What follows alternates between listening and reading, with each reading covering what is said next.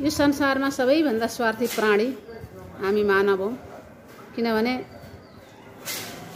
शास्त्र पढ्छौं, धर्म गर्छु भन्छौं, शास्त्रमा लेखेका भगवानका वाणीहरूलाई हामी मान्दैनौं।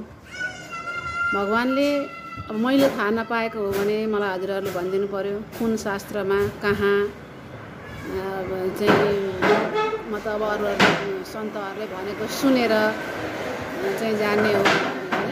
अनि शास्त्रहरू सबै पढेको छैन र कसैले अहिलेसम्म यो ठाउँमा यस्तो लेखेको छ भनेर बच्चादेखि अहिलेसम्म सुनेको पनि छैन। कुन शास्त्रमा कहाँ चाहिँ भगवानले यो जातले छोको पानी खाना हुन्छ, यो जातले छोको हुँदैन भन्ने कुरा कहाँ लेख्नु भएको छ भन्ने कुरा हजुरहरूले भनिदिनु पर्यो। होइन भने शास्त्रमा 4 वटा वर्ण छुट्याइएको छ, ब्राह्मण, क्षेत्री, वैश्य, शूद्र। बकाइदा भगवान श्री कृष्णले 18औं अध्यायमा 41औं श्लोकमा गीतामा मैले कर्मका आधारमा ब्राह्मण, क्षेत्री, वैश्य छुट्याएको हुँ भनेर भन्नुभएको छ। 40-41 यस्तै कथामा छ, त्यो मलाई अहिले याद भएन एकिनले। र त्यस पछाडि त्यो छुट्याएपछिकोमा ब्राह्मणले के गर्नुपर्छ भनेर भनिएको छ, क्षेत्रीले के गर्नुपर्छ भनिएको छ। त्यस पछाडिको अर्को श्लोकमा वैश्य र शूद्रको चाहिँ गुणहरू उनीहरूले गर्नुपर्ने कर्महरू चाहिँ एउटै श्लोकमा राखिएको छ।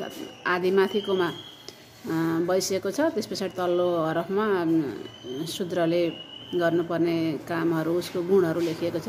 यो 40, 41, 42 अथवा 41, 42, 43 तिर छ यी श्लोकहरू। त्यो श्लोक जहाँ भए पनि ती तपस्यलका कुरा भए। अर्को कुरो आयो छोको खाने नखाने भन्ने कुरा। मलाई गजबको लागेको कुरो के भने नि, डाक्टरकोमा जान्छौँ, डाक्टरको जाँच सोध्दैनौँ। सिलाइन लगाउने सिस्टरहरू, नर्सहरू हुनुहुन्छ, उहाँहरूको जाँच सोध्दैनौँ।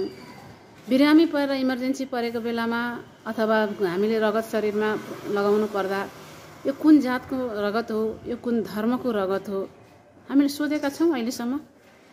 यदि ती सब कुरामा चाहिँ हामीलाई जात चाहिएन, अनि समाजमा वरपर दायाँ बायाँतिर चाहिँ जातको कुरा गर्दाखेरि यो चाहिँ के हामी स्वार्थी भएनौँ त?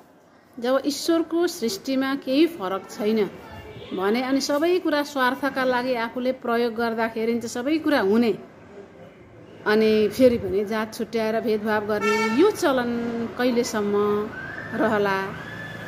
कति पुस्तासम्म अझै अब यो जाला? हामी समकालीन भन्दा सकिएपछि त्यस पछाडि जाला कि अझै पछिसम्म रहला कि बडो अचम्म लागेर आउँछ। यो कलिभरि चाहिँ यो भेदभाव रहिरहन्छ कि के हो? अब जातपात